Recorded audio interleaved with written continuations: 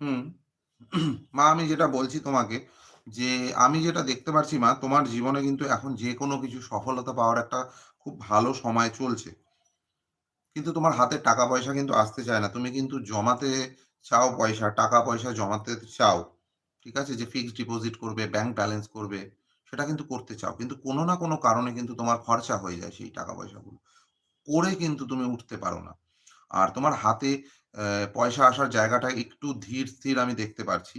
তার সাথে তোমার কিন্তু এখনো জীবনে সাকসেস পাওয়ার প্রচন্ড আমি জায়গা দেখতে পারছি এই সময়।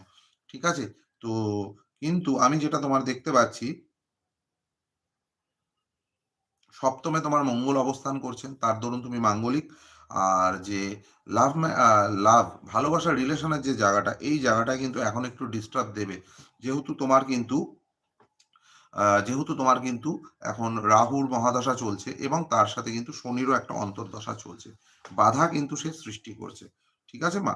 তো তোমাকে এগুলো কিন্তু একটু প্রতিকার করিয়ে নিতে হবে। প্রতিকার যদি তুমি না করাও, লাভ লাইফ এ তোমার কিন্তু সমস্যা